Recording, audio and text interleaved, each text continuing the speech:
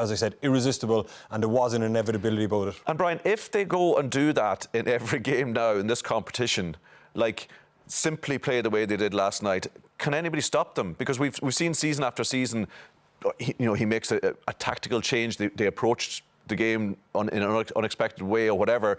But if they go and play like that, surely... Yeah, but somebody can stop them. I mean, Chelsea weren't having a particularly good season the year they won the Champions League under Tuchel, and they found a way to stop them. Tactically, they played a tight defensive unit, made sure that they matched Manchester City in the midfield area and done them on the counter-attack when City had the full-backs too advanced, exploited the space in behind them.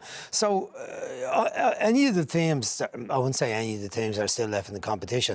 There's 2 or 3 of the teams who are still left in the competition who will trouble them and give them problems much more. I mean, Leipzig, apart from the problems of the referee who robbed them last night, not that it affected the overall result, but the decision to handball decision was disgraceful. I mean, he's a Slovenian referee, and it's amazing how many Slovenian referees seem to get big matches now because the main man, the UEFA, is from there's Slovenia. something fishy going on. Yeah, UEFA. I'd say there's a lot of good recommendations from the CEO of UEFA. But he was terrible last night. But apart from that, the other thing that really surprised me about Leipzig was how poor they were defensively on set pieces. Every corner that come into the box, City got a header on goal. Every free that come in, they got nearly scored from. They were very poor. Yeah. It was massive. But Manchester City are definitely in with a shout. We're saying it every year, but like there are other teams. But if you talk about what Man City did tactically last night, I wouldn't envision them doing that against Real Madrid, putting John Stones into centre midfield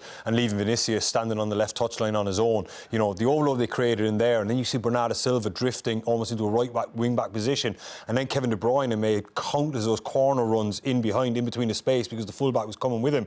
I mean, you start getting into those intricacies against Real Madrid, they're going to say no problem. Vinicius, go and stand on the left touchline. When the ball turns over, oh my God, you're going to need trouble. So they'll need something a bit.